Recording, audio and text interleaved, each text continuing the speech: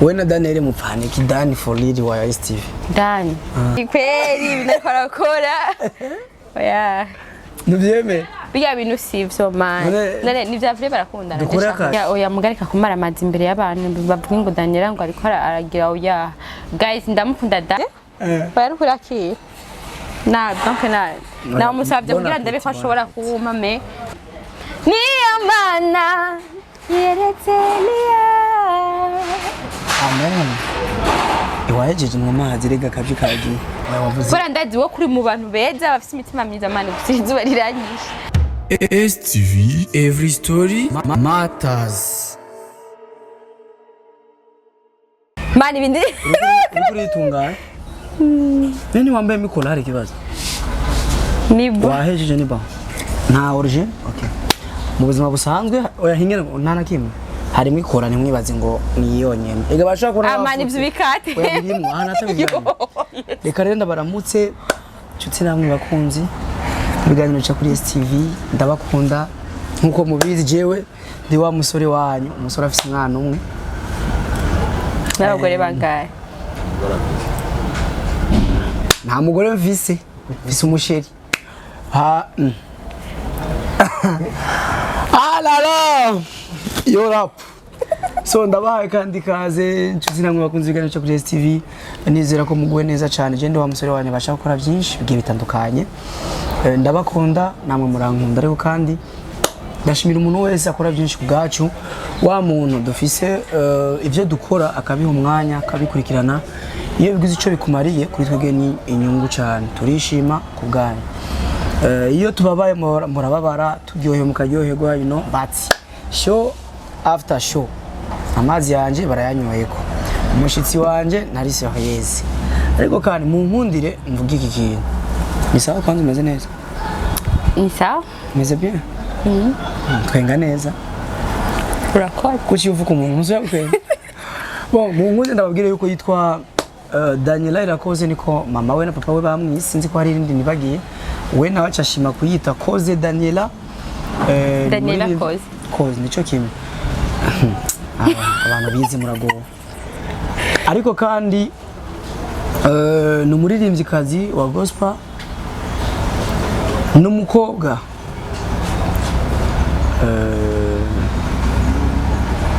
ariko sinzi ko ari inkumi asa n'umukobwa ndabizi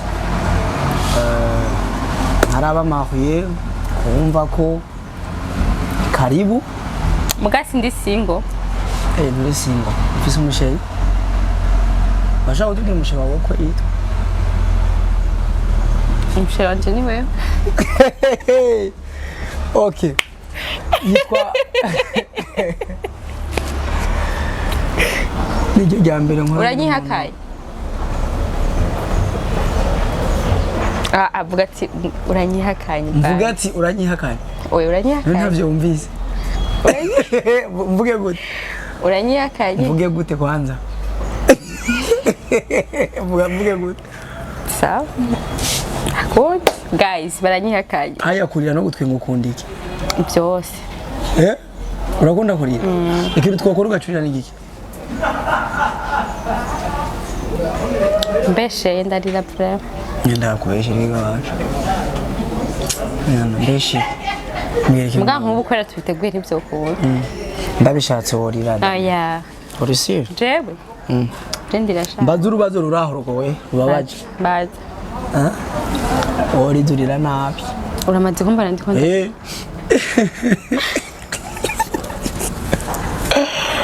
yewe kweri ntabavyeshe sinkunda ibiganiro by'abantu baririmba gospel ubwo rero ushatse uvuga ati ndire maguruka ingende oya nashatse ubanza uvuga imbere kumbandanya donc imvuzi impamvu ntabikunda swara ko ntabikunda urumva sinabikora kenshi ariko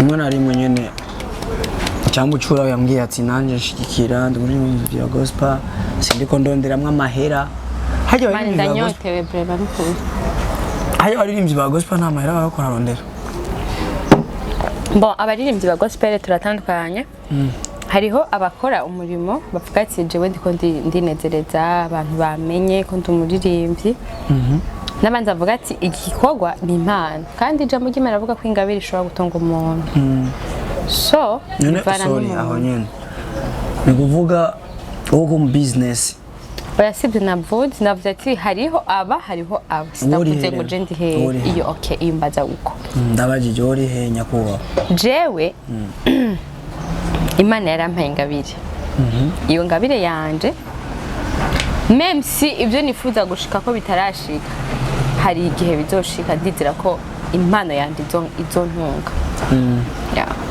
impano yawe zo gutunga uvuga ashobora concert ukaronka inoti fresh ntacyo biba bitwara kandi murapatana bien ati yana oya just ubwo buryo ndabikora okay kugira ngo tukumenye neza usengera he nje nsengera muri Adonai Revival Church mu Cyara ntusenge intebe ziracahari cyangwa zaruze no kuri zirahari naho dudura barakurondera no fuma mpaguruka hakwagira umushitsi ya buri kibanza tumira abantu rero ndabatumiye barasenga baze baraza kimyakira abantu nka Andi ndabatumiye dusengera mu Carama hafi yo ku Mutana hariho eglise iri akote huko Adonai Bible Church we na Daniella mupfane ki Dani for lead wa STV Dani jamtipe ni mwiza afu ni mwiza sana ni mwiza saga titre gusa ikibabaje nuko mirije Demi kweli binakorakora oya nubyeme biya bintu sivyo man none nivyavure barakundana dukora ka followers je vraiment ya umuntu umukunze mu bisanzwe ikintu gikunda no kwiburiye kingira no mu by'abandi kugira ngo ugabantu gasambura abandi kugira ngo nawe winjire fresh ikibabaje nuko gusa ahubwo nka wewe donc nka wewe musanzwe mukorana nivyavure bijya bintu byabo bajya babiri kubera je sindatahura kubera none none Dani ujya mukobwa aramukunda nka je turitiranwa cyambere Dan yarakwinjiriye antuka raba makanimero kibe basi ndakwiheresha kanimero ka Dan muvi ndamwandikira guys ni bacha hereka nuhiba bacanga Dan for lead kandi Dan umenga arashaka abashiri benshi na benshi asanzwe bafite navuze umengo benshi byihorere oya ashaka benshi nabiheze oya none nije namupangira banza wandike urabimubaza ndacitse intege ni kasina zivuga hariya bazigutangiye hewe yandikire ngizi ngaho 64 ucuti vuga oya ni 68 code 48 ndika kuvuga nimero bayo 60 okay registra rero sha twabidi nagiye ntajuzi mbere uraza kugibuka kujyandika ko we byane ego sha none gashaho mukobwa wo kwiyumva gute ukundanye na Dani kandi oya mugarika kumara amazi imbere y'abantu bavuga ngo Daniella ngo ariko aragira oya guys ndamukunda Dani gusa turitiranwa cyambere kandi ariko uramukunda umutipe mwiza nturuka ukuri kuvugwe aratesa yeah unampenda Tasha kwenda nikigani menya ku bantu nk'umuntu w'umukozi w'Imana sivyo uremera ko umukozi w'Imana oya je sindi umukozi w'Imana ndi umwana w'Imana okay sorry hands kaponyotse nk'umwana w'Imana kuko twese turabana b'Imana oya sose turabana b'Imana abantu bose n'abantu b'Imana mugasa abana b'Imana kuko ijambo ry'Imana riravuga ngo abamwakiriye bose yabahaye ububasha bwo gucika abana b'Imana nibo bizeye izina ryiwe kubera biri mu Baroma wewe nimba utaramwakira Yesu abo mwami n'umukiza mu buzima bwawe nturi umwana w'Imana uraca umuntu w'Imana bisanzwe bitereya nk'igikoko donc nk'icyaremwe cy'Imana tu aho ni mu Baroma mu Baroma 12:15 naho havuga gute urashaka kuvuga nyine havuga nimba ndafite Bible ngaha mu telefone nsomera no aho uraza kwemera ibyo mvuze ko ntatomboje Abaroma 12:15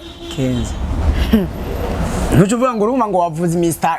Je mvuga ibintu nzi je Bibiliya yumva 12-15 mvuye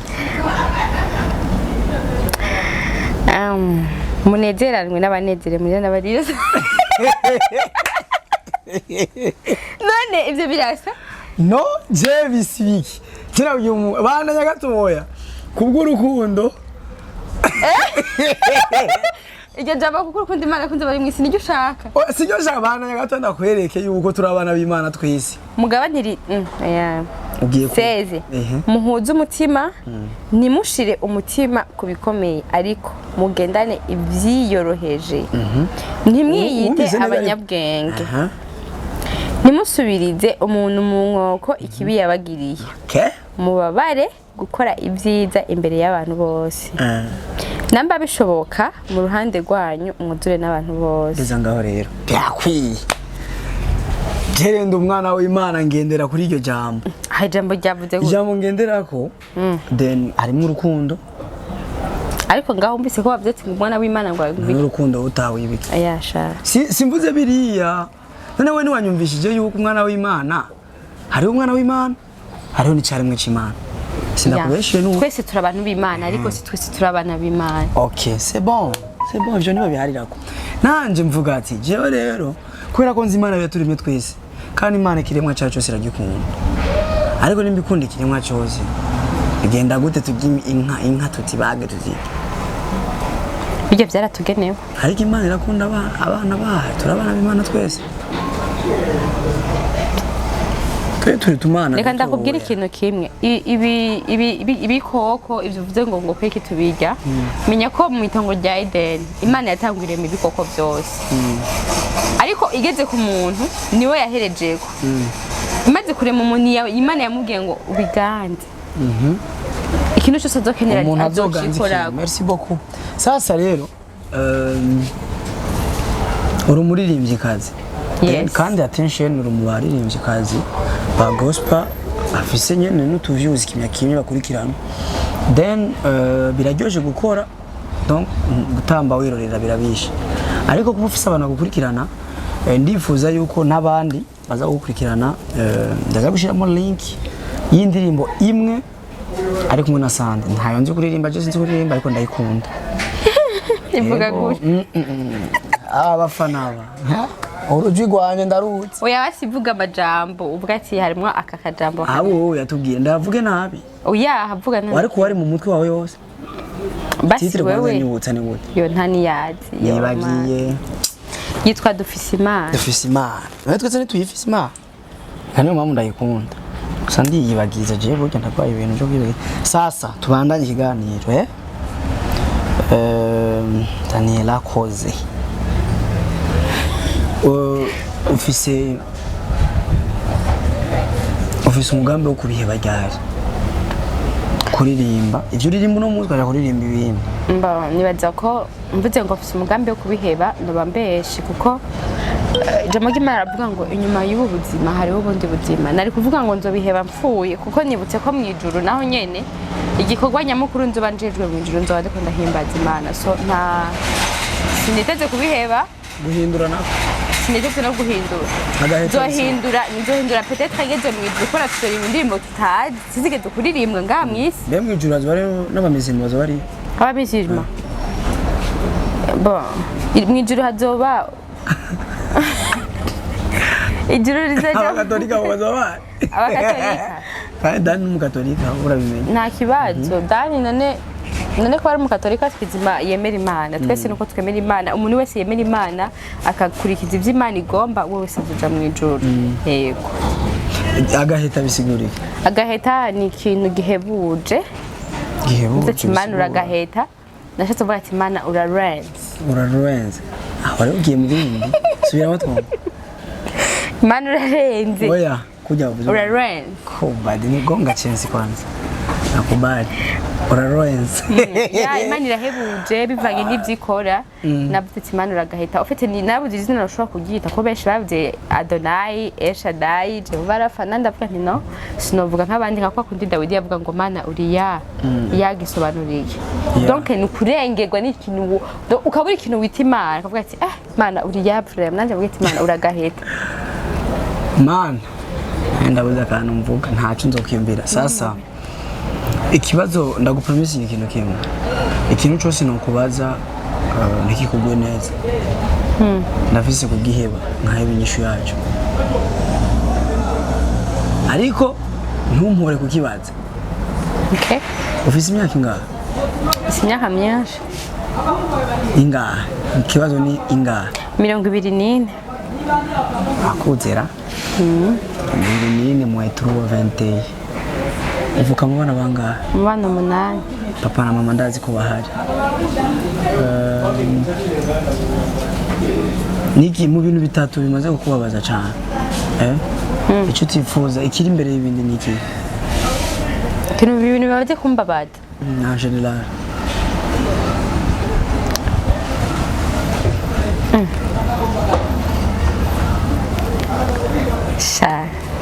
mu bintu bitatu bimaze kukubabaza mvuge kimwe ikiruta byose ibyo bitatu rero urukundo rwarambabaje urukundo kweri rwarasha rwaramaye ku muntu umwe ku bantu babiri ku muntu umwe warigeze ikibazo karagoye icyo kibazo kireke icyo kibazo mu izina rya Yesu gihebete no basi ntacyo uhanura iki canke uhanura umuntu kwifata gute nk'umuhungu mu gihe aronse umukobwa bakundana bakagira kure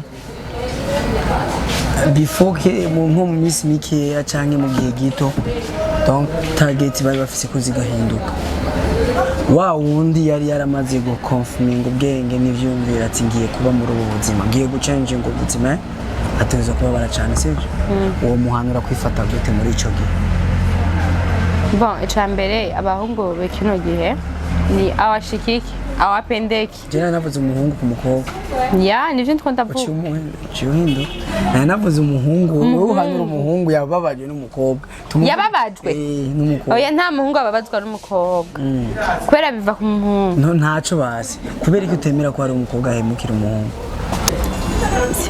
just ndabona abakobwa bahemuka kubera ntibirashika ngo mpemukire umuntu okay biramaze gushika kiretse afisa amakosa yiwe ari kintu tutahurije ko tunongea blaze sasa juu yes taki kudanganya bro na usinidanganya tusidanganyane sasa tu sawa bro gangster jeshi sasa guhemukirwa birababaje ariko kandi biratandukanye ibiruti ibindi baza ko ari ibi haguhemuka uhemukirwa none ibiruti byinshi ikiruti kindi mu guhemukirwa ega ari umuntu aguheba nyene ukabona nyene ati twakundanye simo ntiyari bwanambwe n'umunsi n'umwe ati nzo gutora muri 5 sana ma simple kupuzi nundi nyene uvuga ati yana ti eba genzo zana simiri wanyu agaca bivamo yaraje amahere muhira bari birindira inoti numva ko bitangana no ujya mutima wahemutse ntiwibaze ngo uratekanye aguma yiyegiriza muri we ariko wewe wahemukiwe birakubabaza birabyishe birababaje n'ibyo mugabo buke bizokuvamwo bizoguramo ariko wa mutima wahemuka hehe nibaze ngo birahera aguma byibuka akiyagiriza nimba umaze guhemukira abakobwa rero ho ndazi ko kaguma gatera ngira ikintu iyi nkuru turiko turavuga cimbo n'umuntu asa n'ibi arenganye haki umuntu wa nukuri kwibara nukuri tubana yigane wanaho umuntu wahe uwo nyene mvuze ararenganye ngaka ninjinga okay urakunda gukushura zico bisigura gukusha ni terme y'abasoda iyo bariko bari nyegeza nawe urakunda we ntabwo ufise basi ntabwo roho ufise bwinshi ntabwo urima oya apana kwimana kudatanga gute Nego ko nyegeje umuhe hari. No, sinawunyegeje n'umuntu yawumaye. Oya. N'umuntu yawumaye rero na umusabye. Bari kurakira. Donc na umusabye kugira ndabe ko ashobora kuwuma me. Na ego vrema. Oya sinamugerageje nkuko rero byomba. Okay. Akazi kawe kageze hehe nibihe bikwera kugora nibihe wumva ko usaba cyane cyane Imana n'undi muntu yogufasha mu buzima busanzwe ibiri ko birakugora cyane ubona yeko ko birakurengerera gato cyangwa nta kikurengerera ya ni byinshi kubera imigambi ntegura ni myinshi ama projet menshi cyane ndiko ndategura mugabo ntibiri ko birashika ku bivanye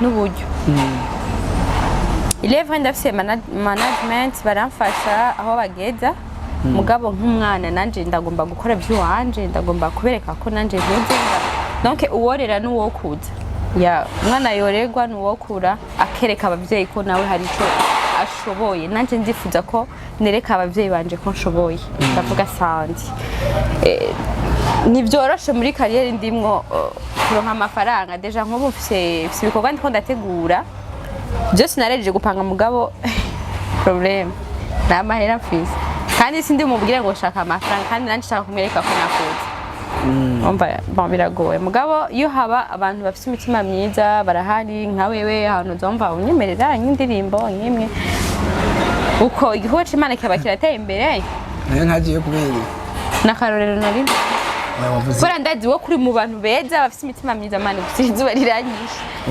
ivyo bintu navyo bizi gute oya bon andi baramuzi bandi ega wori kurivugira ntubeje abantu usange mfise oya andi mu bisanzwe je bikuntu maze kumubona umwana afite umutima umwana sorry n'umuntu afite umutima mwiza ya nibyo umwana kwa nyina agoma ari umwana so yego oya ni bon tubisengeye kandi umuntu afise niwabona link muri yinuze mu kiganiro baza kubona hejuru link y'indirimbo imwe yiwe uce kwanza bishobotse umutima ukwemereye Jenny Simona ngira Simona intimate umuntu ugira subscribe nta na rimwe mu buzima oya je bayikore ukora subscribe kuri Daniella Koze kuri kura sinzi ko naho je ndasavye umutima ukwemereye ubikore ukamwemereye kandi ukanakwemera ni wanje ubikora ko je ndazi barabikoze gusa ukakwemera kuri Daniella kumva nyene ko ubaye tusha cyufyonda kandi ntuzoveye hanyuma kandi ucura ibikorwa byo byose kugira umenya ati nimba ufite icyo mufasha mu buzima wamufashe n'impanuro ni nziza umuhaye na $50 ni fresh ni bon umuhaye na 200 amarundi ni bon ndashima ariko rero byize cyo je mbona ntuzomuhamaye cyongereje je ndahari yabagushutsinge fresh amandiye factory numva ko rero bayo bamvyaye ya ariko kandi urabona ko mu bundi buzima kwanza mu bundi buzima ukora iki uretse ko nakunda kuvuga akazi nkora gusa ndafite occupation ariko nakubwiye ati ikintu tumva cyose wumva ko utashaka kuvuga nta kibazo yego ndafite occupation mba mfaditse nyene ngenda gadogo bya bintu tukigira insaku nyinshi ndafite ibyo nkora wumva watanguriye aha hehe iyo ushaka twende abera bose iyo bazo Wega nturi Aririmba urigirisha. Twende sasa. Abera bose. Nuko bavuga. Abera. Ndi bantayuze. Nyan. Ndayizi Aririmba. Twende. Yari ngoma ni. Ngira uko.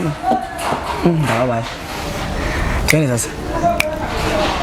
Mfasha nawe. Nimba sasa. Nimbe nene urega umvugirije donc inuje. Agaheta. Manza kwiyumvira. Oya. Kandi kandi ufise ijugize fo kurikoresha neza. Urakoze mesi. Twagiye rero. Ofite hariho agatero nkunda muri uragaheta. Nube nuvuga ibinyoma. Niryo tandukaniro ryawe n'abantu muri gahunda zawe byose biremera. Niryo tandukaniro Waruvuzi? Niryo tandukaniro ryawe. Twende basi. Nyame ntubesha ubesha nuvuga ibinyoma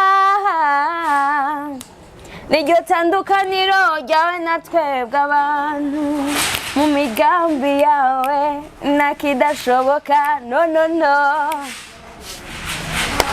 wahejeje dufise imana kandi twese turayifuza urabizi abantu twese dufise imana hari ukuntu izi kuroranya igatunganya igakorera ku mwanya niyo mana yeretse niya amen iwahejeje mu mazi rega kabyo kagiye tori mu mazi wari wayanyimye urayanyigiye kabyo nawe kwibumbu washaka yo muri vile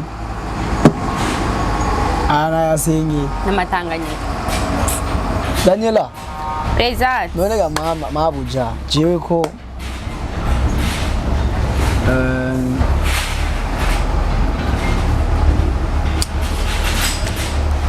Jabuye gane byanyu ibintu nashaka kubaza jewe nguma nabitinye ariko nta bazi icyo ushaka cyose ndakwishura jewe ndahari byo ndakwishura ntawe Mweki mbaza nakimwe mbwire ngo ndagireke mu izina rya Yesu uri syo kunari ko nakubwiye yo washize ko mu izina rya Yesu kireke jewe Koze yego kweri ikiganiro kirahari wihakane fresh shawe yari kuri nta kibazo nakemeye n'ukuri oya ni wankemeye navuze ati cyo kireke mugasi navuze ngo mu izina rya Yesu nagomba mvuga ujya mu narenganye nga oya mbere no muntu wavuze nta n'uwe nabonye n'ukuri ndamuvuga nzamugumiza mu kiganiro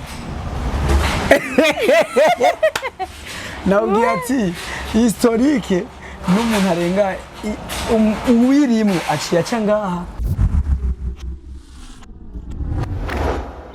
STV, every story matters.